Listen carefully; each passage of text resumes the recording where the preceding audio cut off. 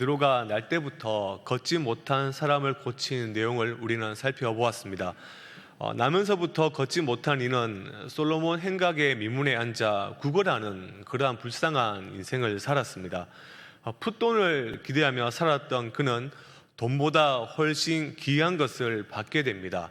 베드로부터 귀한 선물을 받게 됩니다. 그 귀한 선물이 무엇입니까? 생명의 주 예수 그리스도의 이름입니다. 가장 귀한 그 이름, 예수님을 선물로 받은 그는 즉각적이고 극적으로 일어났습니다. 그리고 그는 단지 일어서는 데 그치지 아니하고 걷기도 하고 뛰기도 하며 기쁨으로 충만하여 하나님이 자기에게 행하신 일을 찬송하면서 베드로와 요한을 따라 성전에 걸어갔습니다.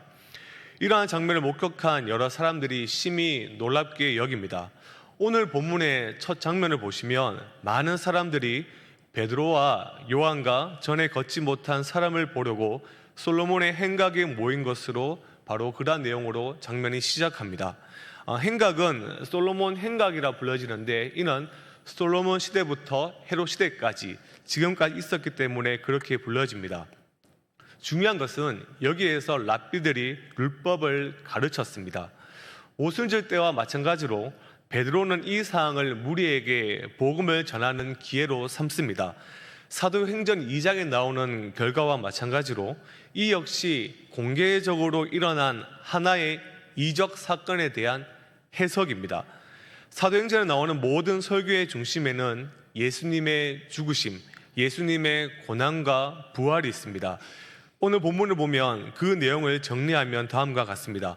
고난과 죽으심을 보면 3장 13절 하반절부터 14절의 말씀인데요. PPT 앞에 장면을 보시면 너희가 그를 넘겨주고 빌라도가 놓아주기로 결의한 것을 너희가 그 앞에서 거부하였으니 너희가 거룩하고 의로운 일을 거부하고 도리어 살인한 사람을 놓아주기를 구하며, 그리고 예수님의 부활에 대해서 15절의 말씀을 보면 생명의 주를 죽였다. 그러나 하나님이 죽은 자 가운데서 그를 살리셨으니 우리가 이 일의 증인이라. 사도 베드로는 자신의 능력이나 경건으로 이 사람을 걷게 한 것이 아니다 라고 말하면서 아마 이 말을 할 때 정색하며 말을 했을 것입니다. 그는 오직 복음의 핵심인 예수님의 죽음과 부활만을 증거합니다. 베드로는 예수님을 증거함으로 같은 동족인 유대인들이 예수님에 대한 오해를 바로잡고 회개하기를 간절히 원했습니다. 그래서 그는 유대인들에게 굉장히 익숙한 내용을 들어 설명을 이제 시작합니다. 유대인들에게 익숙한 성경이 무엇일까요? 바로 모세오경입니다. 본문 3장 22절의 말씀 보면 신명기 18장 15절의 말씀을 인용합니다. 하나님께서 모세와 같은 선지자를 세울 것이다 라고 말씀을 하셨습니다. 예언을 하신 것이죠. 그 선지자가 세워지는 그날부터 유대인들은 그의 말을 경청해야 합니다. 그의 말을 경청한다라는 것은 바로 그의 말씀에 순종을 한다라는 것을 의미합니다. 사무엘을 비롯하여 그 뒤를 이어서 나오는 모든 예언자들도 사실 모세가 말한 그 선지자가 세워질 것을 동일하게 예언하였고 그의 말을 또한 경청해야 함을 똑같이 반복해서 예언을 했습니다. 왜 하나님께서 세우신 그 선지자의 말을 잘 들어야 하는 것일까요? 그것은 바로 구원과 관련되어 있기 때문입니다. 3장 23절의 말씀을 보시면 3장 23절의 말씀입니다.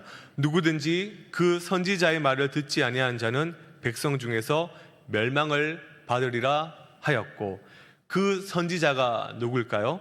3장 18절의 말씀을 보면 그 답이 나옵니다. 바로 우리 구주 예수 그리스도입니다.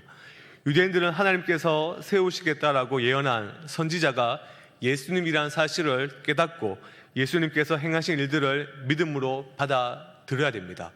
십자가의 죽음과 부활을 믿어야 합니다. 그 믿음이 뭔가 하면 바로 회개입니다. 그래서 3장 19절의 말씀을 보시면 그러므로 너희가 회개하고 돌이켜 너희 죄 없이 함을 받으라. 이같이 하면 새롭게 되는 날이 주 앞에 이를 것이요. 그 다음 3장 26절의 말씀을 보시면 너희로 하여금 돌이켜 각각 그 악함을 버리게 하셨느니라. 베드로의 이러한 설교는 언약의 자손이 유대 민족이 예수님 안에서 회개할 것을 정말 진심으로 촉구를 하고 있는 것입니다. 회개하여서 아브라함에게 이른 복을 같은 민족이 누리기를 원하고 있는 것입니다. 이 복이 무엇입니까? 예수님 안에서 하나님과의 관계가 새롭게 되는 것입니다. 새로운 피조물이 되어 영적인 회복이 일어나 하나님 안에서, 이제는 하나님 안에서 온전한 즐거움으로 사는 것을 의미합니다. 이러한 베드로의 설교에 유대인들은 어떻게 반응을 했을까요? 솔로몬 행각에 모인 이들이 정확히 몇 명인지는 우리는 알 수 없습니다. 그러나 분명한 것은 오순절 성령 강림보다 더 큰 회심의 역사가 일어납니다. 4장 5절의 말씀을 보시면 오순절 베드로의 설교를 통해 3,000명이 회개했다면 4장 5절에 보시면 오늘 본문은 5,000명이나 회심했다라고 누가는 증언하고 있습니다. 일부 주석가들은 믿는 자들의 수가 10,000명 정도 되었을 것이다, 이렇게 추산합니다. 성령의 능력을 힘입어 복음 전도는 정말 폭발적으로 일어나고 있습니다. 예수님의 이름이 선포되는 곳에는 항상 성령님의 역사가 일어납니다. 회심의 역사가 일어나는 것이죠. 오직 성령이 너에게 임하시면 너희가 권능을 받고 예루살렘과 온 유대와 사마리아와 땅 끝까지 이르러 내 증인이 되리라 라는 이 예수님의 약속이 아무 문제 없이 지금 성취되어 가는 것 같습니다. 그런데 바로 한 장을 넘겨보면 바로 문제가 발생합니다. 이제 4장의 말씀을 보시면 예수님께서 공생의 사역을 하실 때 누가 가장 많이 방해를 하였나요? 바로 종교 지도자들입니다. 동일하게 4장에서도 종교 지도자들이 방해한 것처럼 종교 지도자들이 지금 제사장들과 성전 맡은 자와 사두개인들이 베드로의 설교를 듣고 회심하기는커녕 예수님의 이름이 선포되는 것, 예수님의 이름이 확산되는 것을 막고 있습니다. 오히려 그들이 가지고 있는 종교적 권력으로 베드로와 요한을 잡아 가둡니다. 왜 이들이 예수의 이름이 확산되는 것을 막았을까요? 분명한 사실은 부와 권력입니다. 그들의 부와 권력이 무너질까봐, 가지고 있는 현재의 경제와 정치 지형이 무너질까봐 두려워 그들은 바로 두 사도를 사로잡아 버린 것입니다. 오죽하면 4장 말씀을 보시면 4장 6절의 말씀을 보시면 오죽하면 원로들이 이 문제에 참석합니다. 그만큼 지금 일어나고 있는 일이 굉장히 심각하게 그들은 해석을 했던 것입니다. 사도들을 옥에 가둔 그 다음 날 그들은 이스라엘의 사법기관, 우리가 한 번쯤은 들어봤을 산헤드린 공회 앞에 그들을 이제 세웁니다. 그들을 세울 때 4장 14절의 말씀을 보시면, 오늘 설교의 본문이 굉장히 깁니다. 그래서 모든 말씀을 다 자막으로 준비하지 못했거든요. 성경을 이렇게 하나하나 보시면서 따라와 주시면 감사하겠습니다. 4장 14절의 말씀을 보시면 치유함을 받은 그 안진뱅이도 그 자리에 함께 서 있습니다. 그리고 종교 지도자들이 다음과 같이 질문합니다. 4장 7절을 보시면 너희가 무슨 권세와 누구의 이름으로 이 일을 행하느냐? 이 질문에 베드로는 성령이 충만한 상태에서 하나님이 죽은 자 가운데서 다시 살리신 나사렛 예수 그리스도의 이름으로 이 사람이 낫게 되었다라고 담대히 증언을 하고 있습니다. 그리고 그는 시편 118편 22절의 말씀을 인용하여 종교 권력자들이, 지금 서 있는 당신들이 쓸모없는 그 돌, 바로 그 돌이 머릿돌이자 구원의 이름이라는 사실을 담대히 선포하고 있습니다. 베드로의 이러한 선포는 종교 지도자들을 향한 정죄함과 동시에 사실 그들에게 복음을 지금 제시함으로써 생명으로 그들을 초청하고 있는 것입니다. 하나님 나라에 들어와라, 하나님 나라에 들어오라는 초청에 종교 권력자들은 오순절에 모인 자들과 전혀 다른 반응을 보입니다. 하나님 앞에 가슴을 찢고 회개하기는커녕 그들은 지금 사람들의 눈치만 볼 뿐입니다. 날 때부터 걷지 못한 사람이 고침을 받아 지금 공회 앞에 서 있습니다. 증인이 서 있습니다. 게다가 많은 사람들이 그 증인, 그 사건을 경험하였습니다. 많은 사람들이 목격자이기 때문에 사도들을 함부로 대할 수 없습니다. 그래서 4장 15절에 보면 일단 두 사도를 퇴장시키고 사건 수습을 위해 대책 논의에 들어갑니다. 결국 그들은 어떻게 결정을 짓습니까? 하나님을 계속 대적하는 쪽으로 방향을 계속적으로 이어갑니다. 18절의 말씀을 보시면 4장 18절의 말씀을 세번역 성경을 이렇게 말합니다. 너희는 절대로 예수의 이름으로 말하지도 말고 가르치지도 말라. 절대로 예수의 이름으로 말하지도 말고 가르치지도 말라. 그러나 베드로는 이러한 경고에도 굴하지 않습니다. 어떻게 말합니까? 아니다. 오히려 우리가 보고 들은 것을 말하지 않을 수 없다라면서 증인으로서의 헌신적 삶을 계속 이어갈 것을 또한 담대하게 말하고 있습니다. 베드로의 공개적인 저항에도 불구하고 법정은 내가 계속 너희를 처벌하겠다라는 협박에도 불구하고 베드로는 그럼에도 불구하고 계속 나는 그것을 증언하겠다라고 말한 다음에 그는 결국 석방을 당하게 됩니다. 두 사도가 석방되자마자 그들은 어디로 갑니까? 그들은 동료들이 모인 곳으로 발걸음을 옮깁니다. 그리고 사내들인 공회에서 당한 자신들의 경험을 교회 공동체에게 이제 간증을 시작합니다. 나사렛 예수의 이름을 선포하여 치유의 사건을 일으키고 공회원들에게 위협을 당한 일들을 정말 자세하게 교회 공동체에게 이야기를 했을 것입니다. 예수의 이름이 선포되는 곳에는 분명히 핍박과 환난이 있습니다. 왜냐하면 예수님께서 자신으로 말미암아 핍박이 있을 것이다, 이것을 무려 복음서에서는 여러 번 말씀을 하셨기 때문입니다. 우리가 잘 아는 대표적인 말씀이 마태복음 5장 11절의 말씀이죠. 마태복음 5장 11절의 말씀은 이와 같습니다. 함께 읽어볼까요? 읽겠습니다. 시작. 나로 말미암아 너희를 욕하고 박해하고 거짓으로 너희를 거슬러 모든 악한 말을 할 때에는 너희에게 복이 있나니. 나로 말미암아, 여기서 나가 누굽니까? 예수 그리스도로 말미암아 분명히 박해가 있을 것이다 라는 겁니다. 그리고 마가복음 13장 9절의 말씀입니다. 이 또한 함께 읽어보겠습니다. 시작. 너희는 스스로 조심하라. 사람들이 너희를 공회에 넘겨주겠고 너희를 회당에서 매질하겠으며. 교회가 복음 전파에 있어서 핍박과 여러 어려움을 당하는 것은 지극히 정상적인 일입니다. 핍박받는 것이 정상적인 일이라는 것입니다. 그리고 우리는 이 부분에 대해서는 사실 크게 신경 쓸 필요가 없습니다. 예수 믿는다고 해서 핍박당하는 거, 이것은 조금도 신기한 일이 아닙니다. 세상이 핍박할 때 그들에게 좋은 이미지를 주고자 교회는 사실 에너지를 그렇게 투자할 필요가 없습니다. 물론 교회가 좋은 이미지로 세상 가운데 서야 하지만 예수의 이름으로 핍박과 환난이 찾아올 때 교회는 사실 다른 것에 더 주목하고 그 일에 힘써야 합니다.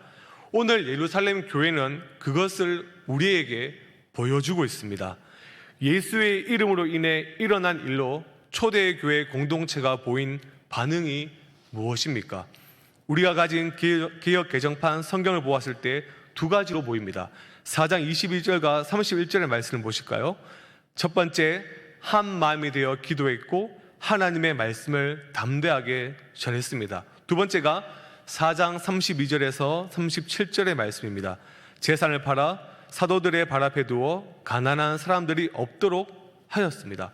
사도행전 4장 22절부터 37절에 나타난 교회의 모습, 예수님의 이름을 선포하는 교회의 모습이 오늘 설교의 관심이며 오늘 설교의 핵심이라 우리는 볼 수 있습니다. 예수의 이름이 선포되는 교회 공동체는 과연 어떠한 모습이어야 되는 건가?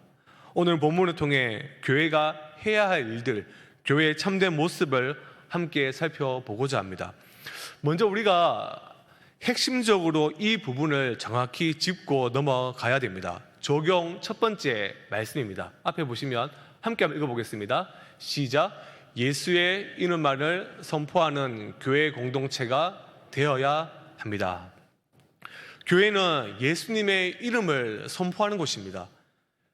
교회는 구원의 기쁜 소식을 선포하는 곳입니다.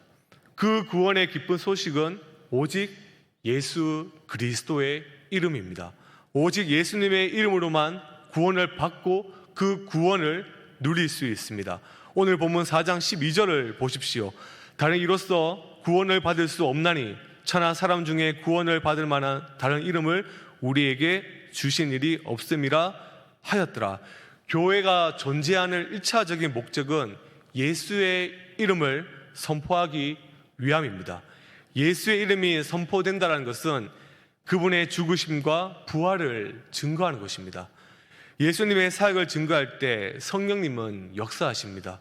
인위적인 방법으로 성령님은 절대 역사하지 않습니다. 성령님은 예수님의 이름이 있는 곳에 하나님의 일하심을 드러내십니다.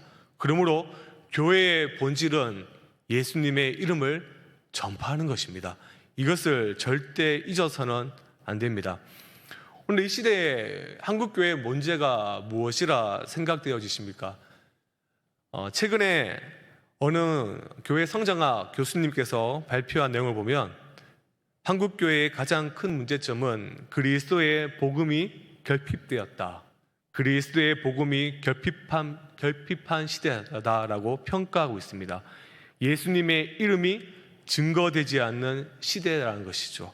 예를 들어서 어느 교회라 얘기할 때 예수님의 교회라 말하지 않고 누구누구의 교회.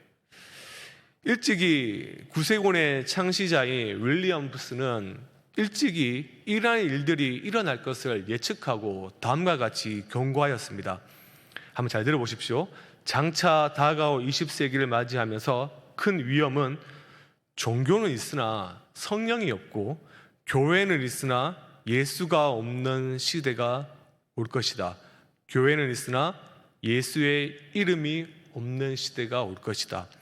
이런 시대가 왔음을 감지한 유명한 복음주의자인 지금은 소천한 팀 켈러, 미국의 카슨, 존 파이퍼 같은 목사님들이 2005년에 복음연대라는 조직을 만들었습니다. 그리고 처음 펴낸 책이 복음 중심의 사역이었습니다. 예수의 이름이 있는 그 복음만이 능력이 있기 때문에 그들은 복음 중심적, 예수 그리스도 중심적 사역만을 강조하였습니다. 사랑하는 성도 여러분, 복음이 전파되지 않는 곳에는 죽은 영혼을 살리는 역사가 일어나지 않습니다. 복음이 없는 교회는 생명이 없습니다. 예수님의 이름이 없는 곳에는 구원의 역사가 일어나지 않기 때문입니다. 비틀즈의 멤버 폴 맥카트니라는 사람이 있습니다. 이분이 이혼하고 다시 재혼할 때 어느 기자가 이렇게 질문을 한 적이 있습니다. 비틀즈가 왜 해산되었습니까? 왜 비틀즈가 해산되고 그 명성을 잃었습니까? 비틀즈는 다 아실 겁니다. 그리고 폴 맥카트니는 다음과 같이 말했습니다. 우리가 가는 곳마다 5만 명에서 6만 명이 모여 비틀즈를 외칩니다. 그런데 그 함성 소리에 우리의 노래가 들리지 않았습니다. 노래가 들리지 않는 가수는 죽은 것입니다. 노래가 들리지 않는 가수는 죽은 것입니다. 교회가 엉뚱한 것을 외쳐서는 절대 안 됩니다. 엉뚱한 함성에 예수님의 이름이 들리지 않으면 교회는 죽습니다. 예수님의 이름이 사라진 교회는 생명력이 없는 교회입니다. 죽은 교회와 마찬가지입니다. 사랑하는 성도 여러분, 우리 교회의 모든 모임에, 순모임과 전도의 모임에 예수님의 이름이 선포되고 예수님이 주인공이 되었으면 참 좋겠습니다. 모일 때마다 정치와 사회와 경제, 가족 이야기 등 여러 이야기도 좋지만 너무 많은 시간을 빼앗기지 마시고 말씀을 나누고 예수님에 대해서 더 많이 이야기 나누었으면 좋겠습니다. 그런 모임에 성령님이 역사하시고 은혜가 임하고 능력이 나타납니다. 두 번째 적용을 함께 보실까요? 두 번째 적용을 함께 읽어보도록 하겠습니다. 읽겠습니다. 시작. 말씀 안에서 기도하고 뜻을 깨달아 실천하는 공동체가 되어야 합니다. 교회의 사명은 예수의 이름을 선포하는 것입니다. 이 사명을 감당할 때 교회 공동체가 반드시 해야 할 또 일이 있습니다. 그것이 바로 앞에서 읽은 바와 같이 기도하는 것이죠. 그런데 기도할 때 무작정 열심히 기도하는 게 아닙니다. 뜨겁게 기도하자, 이것도 좋은 말이지만 사실 오늘 본문의 말씀을 통해서 그들의 기도하는 내용을 통해서 기도하는 내용, 모습이 아니라 내용을 통하여 어떻게 기도하는 것이 올바른 기도의 내용인지를 우리는 확인할 수 있습니다. 그들은 지금 한 마음이 되었고 현 상황을 어떻게 합니까? 말씀 안에서 현 상황을 해석하고 있습니다. 사도들의 핍박을 교회 공동체는 말씀 안에서 기도하고 있습니다. 어떤 말씀을 통해 기도합니까? 본문에 보시면 시편 2편의 말씀입니다. 4장 25절부터 27절까지의 말씀을 보십시오. 그들이 한 마음이 되어서 기도할 때 시편 2편의 말씀, 4장 27절의 말씀을 보시면 세상의 군왕들과 관리들, 이 26절의 말씀이 누굽니까? 27절에 헤롯 안티파스와 본디오 빌라도다라고 해석합니다. 그리고 25절에 열방과 족속들을 27절에 보시면 이방인과 이스라엘 백성으로 해석합니다.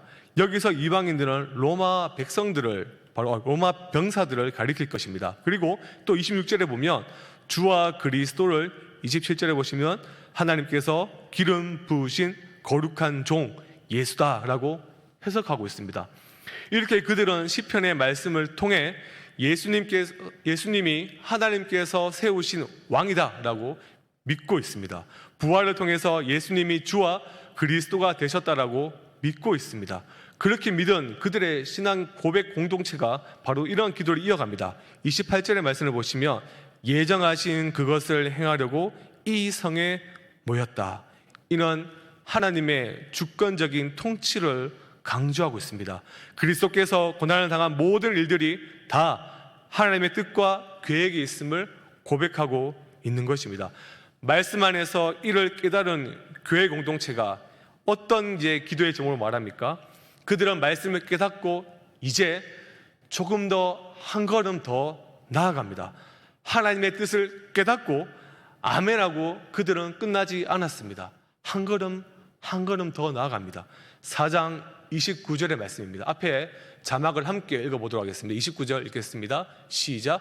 주여 이제도 그들의 위협함을 굽어보시옵고 또 종들로 하여금 담대히 하나님의 말씀을 전하게 하여 주여 이제도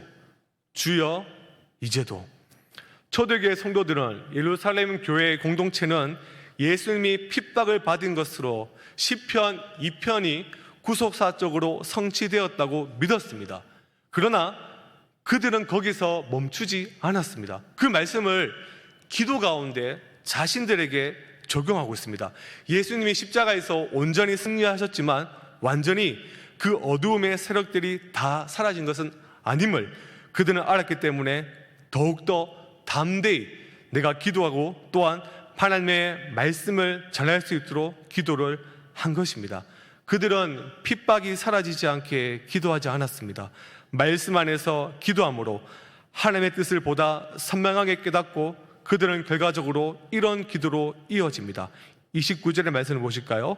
4장 29절 하반절의 말씀입니다. 담대히 하나님의 말씀을 전하게 하여 주시오며 하나님께서 자신들을 보호해달라 이렇게 기도하는 모든 내용들이 사실은 그들의 모든 기도의 결과가 말씀을 전파하기 위함입니다.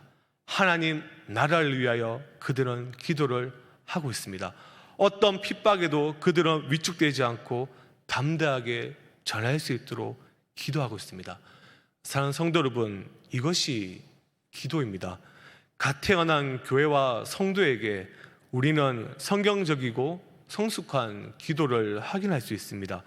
한 마음이 되어 말씀 안에서 간구하는 이런 기도에 하나님은 어떻게 반응하실까요? 4장 31절 말씀 앞에 자막 함께 읽어볼까요? 읽겠습니다. 시작. 비기를 다음에 모인 곳이 진동하더니 무리가 다 성령이 충만하여 담대히 하나님의 말씀을 전하니라. 성도들이 모였던 장소가 진동했습니다. 하나님의 초자연적인 임재와 간섭을 지금 보여주고 있습니다. 모두 성령에 충만해졌습니다. 하나님의 말씀을 담대하게 전하게 되었습니다. 하나님께서 교회의 합심 기도에 말씀 안에 거하는 그 기도 가운데 응답하셨음을 우리는 지금 확인하게 됩니다. 사랑하는 성도 여러분, 어떤 이들은 우리가 방금 읽었던 사도행전 4장 23절부터 31절의 이 말씀, 이 구절을 작은 오순절이다라고 평가합니다. 저는 개인적으로 작은 오순절은 반복될 수 있다라고 생각합니다. 물론 사도행전 2장에 나타난 오순절 사건은 단회적 사건입니다. 교회가 탄생하는 단회적 사건이지만 작은 오순절은 이 사건은 우리가 이 시간에도 말씀 안에서 기도하고 하나님의 뜻을 깨달아 갈 때 충분히 일어날 수 있는 사건입니다. 성령님의 임재와 강력한 역사하심을 우리도 예루살렘 교회 성도들처럼 기도할 때 경험할 수 있습니다. 그런 기도의 모임이 우리 교회 가운데 많아졌으면 좋겠습니다. 그런 기도의 모임에 많은 성도들이 참여했으면 좋겠습니다. 더 적극적으로 모이고 말씀 안에서 기도하며 하나님의 뜻을 찾고 간구하여 하나님의 임재를 강력하게 구하고 예수님을 증거하는 그러한 교회가 되었으면 참으로 좋겠습니다. 세 번째 적용을 보실까요? 세 번째 적용을 또 한번 읽어보겠습니다. 시작.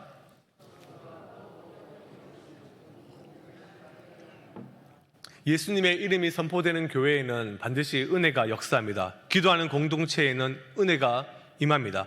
은혜를 받은 공동체에게는 반드시 중요한 특징 한 가지를 발견할 수 있습니다. 은혜는 단순히 감정에 그치지 않습니다. 눈물 조금 흘리고 종교적 카타르시스를 경험하는 그것이 은혜가 아닙니다. 은혜는 실제적입니다. 은혜는 행동으로 반드시 이어집니다. 기도한 후 그들의 모습을 누가는 어떻게 증언합니까? 4장 32절의 말씀, 앞에 자막이 준비되어 있습니다. 함께 읽어보겠습니다. 시작. 믿는 무리가 한 마음과 한 뜻이 되어 모든 물건을 서로 통용하고 자기 재물을 조금이라도 자기 것이라 하는 이가 하나도 없더라. 은혜를 체험한 이들은 마치 한 사람과 같이 되었습니다. 구체적인 증거가 그들 사이에 있었던 재물 공유의 생활입니다. 어떤 이도 단 한 사람도 자기에게 속한 재물이 자기의 것이라 말하지 않고 모든 것을 함께 공유하였습니다. 이것은 사유재산권을 포기했다는 말이 아닙니다. 사유재산권을 그대로 유지하면서 필요에 따라서 교회로 하여금 그들의 재산을 처분하여 사용할 수 있도록 했다는 것을 의미합니다.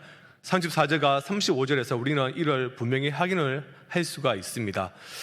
사랑하는 성도 여러분, 어떤 사람에게 진정으로 성령이 임했는지 그렇지 않은지는 여러 가지로 우리가 살펴볼 수 있습니다. 그러나 우리는 자기가 가진 물질과 시간을 어떻게 사용하는가를 보면 그 사람이 정말로 성령이 충만한지를 확인을 할 수 있습니다.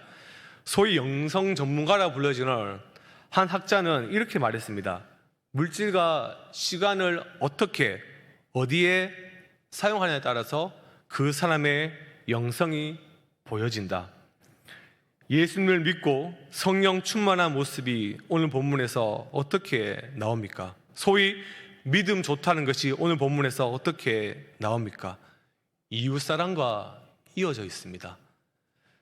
겉으로 드러난 어떠한 종교적 행위에 사실 믿음의 그 여부가 달려있지 않습니다. 기도, 말씀, 예배 등을 열심히 하는 것도 중요하지만 그렇게 정말로 하나님을 사랑한다면 그 사랑은 차고 또 넘쳐서 반드시 이웃사랑으로 나아갑니다. 이웃사랑이 없는 종교적 열심은 사실상 가짜일 확률이 굉장히 높습니다. 누가 그랬습니까? 우리가 잘 아는 바리새인들입니다. 바리새인들은 늘 하나님 앞에 열심히 기도했고 또 사람들이 보는 앞에서 열심히 종교적 행위를 했습니다. 그러나 그들에게는 이웃 사랑이 하나도 없었습니다. 다시 말씀드리지만 믿음이 좋다는 것은 성령의 충만함은 성도에게 있어서 따뜻함을 의미합니다. 이웃을 향해 따뜻한 사랑을 실천하는 것, 그것이 진짜 믿음이 좋은 것입니다. 초대교회가 경험한 그 뜨거운 기도의 열기는 식지 않았습니다. 어떻게 식지 않았습니까? 서로를 향한 사랑과 돌봄과 자기를 비움으로 기도할 때만큼이나 그 교회 공동체는 뜨거웠습니다. 마음이 늘 뜨거웠습니다. 예루살렘 교회 성도들은 예수의 이름으로 충만해져 자신을 비우고 타인을 돌아보고 채워주는 은혜의 삶을 형성했던 것입니다. 그 어떠한 사람도 궁핍한 생활이 없도록 한 마음 한 뜻이 되어 돌보았다라는 것입니다. 마지막 우리는 여기서 한 가지 중요한 은혜의 원리를 발견할 수 있습니다. 무엇인가 하면 오늘 본문에 나타난 3절부터 37절까지의 말씀에 중요한 은혜의 원리는 바로 자발성입니다. 사도들의 고난을 통해 교회 공동체는 기도하여 말씀 안에서 하나님의 뜻을 발견하고는 더 담대하게 예수님의 이름을 전파했습니다. 그들은 이렇게 기도하지 않았습니다. 하나님, 핍박 속에서도 고난 속에서도 복음을 전파하기 위해 죄를 보내주십시오. 다른 사람을 보내달라라고 기도하지 않았습니다. 그들은 성령이 충만해져 하나님, 저를 보내주십시오 라고 기도한 것이죠. 핍박 속에도 자발적으로 말씀 전하기를 원했고, 그렇게 기도한 이들은 또 자발적으로 소유를 팔아 사도들 앞에 내놓았습니다. 억지에 의해서 누군가의 눈치를 보고 행동한 것이 아니라 은혜의 반응이 일어난 것입니다. 은혜의 반응은 자발성입니다. 예수님의 이름이 선포되어 성령이 역사하여 은혜가 충만한 곳에는 언제나 자발적인 행동이 일어납니다. 그 행동을 실행한 인물을 지금 누가는 한 사람을 소개해줍니다. 사도행전 4장 36절에서 37절의 말씀, 우리 한 번 더 다 같이 읽도록 하겠습니다. 시작. 그불에서 날 레이족 사람이 있으니 이름은 요셉이라. 사도들이 일컬어 바나바라, 번역하면 위로의 아들이라 하니 그가 밭이 있음에 팔아 그 값을 가지고 사도들의 밭 앞에 두니라. 바나바, 우리가 잘 아는 바나바, 바로 위로의 아들입니다. 바나바는 베드로의 설교를 듣고 회심하였습니다. 그는 회심한 후, 즉 은혜를 체험한 후에 어딜 가든 사도행전 11장 24절에서 바나바를 이렇게 평가합니다. 착한 사람이요 성령과 믿음이 충만한 사람이라. 이후에 우리는 사도행전 강의를 통해 바나바를 자주 접하게 될 것입니다. 여기에서는 바나바에 대해서 짧게 언급을 하겠습니다. 바나바는 별명 위로의 아들이었습니다. 마음이 따뜻하고 누구나 신뢰할 수 있는 사람이었습니다. 배려의 아이콘이었고 누구를 만나든 누구에게나 사랑을 전하는 사랑의 온기가 가득한 사람이었습니다. 바나바는 언제나 자발적으로 교회를 섬겼고 무슨 일이든지 교회를 위해 섬겼습니다. 무엇보다 바나바는 주연의 역할을 감당하기보다 하나님의 일꾼을 세워주는 아름다운 조연의 역할을 잘 감당한 인물입니다. 그래서 우리가 잘 아는 사도 바울이 바나바에 의해 교회사에 그 이름을 남길 수가 있었던 것입니다. 모든 사람들이 바울을 피할 때 바로 바나바가, 사도행전 11장 25절의 말씀을 보실까요? 그가 자발적으로 바나바가 사울을 어떻게 했습니까? 찾으러 다소에 가서 자발적으로 그를 찾아가 그를 교회에 세웠고 함께 했습니다. 사는 성도 여러분, 은혜가 임하면 교회를 위해, 하나님 나라를 위해 어떤 일이든 자발적으로 감당하게 되어 있습니다. 누군가에게 등 떠밀려서 하는 것이 아니라, 누군가의 눈치를 보고 하는 것이 아니라 하나님의 은혜의 작동으로 인해 모든 이들을 감당하는 거죠. 사는 성도 여러분, 저와 여러분이 바나바와 같은 인물이 되었으면 좋겠습니다.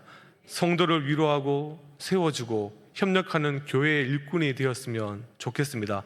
은혜를 경험한 자는 아름다운 조연의 역할을 자발적으로 감당합니다. 주연이든 조연이든 그건 중요하지 않습니다. 오직 예수의 이름만 중요합니다. 오직 교회의 유익만이 중요합니다. 오직 하나님의 영광만이 중요합니다. 말씀을 짧게 정리하겠습니다. 우리 교회가 예수님의 이름으로 더 담대히 선포함으로 성령이 충만해지기를 소망합니다. 말씀 안에서 뜨겁게 기도하고 서로를 돌아보며 한 마음 한 뜻이 되기를 주님의 이름으로 정말 소망합니다. 은혜로 충만해져 바나바와 같이 하나님의 귀한 일꾼이 되어 교회되게 그 거룩한 일에 쓰임받는 저와 여러분이 되기를 주님의 이름으로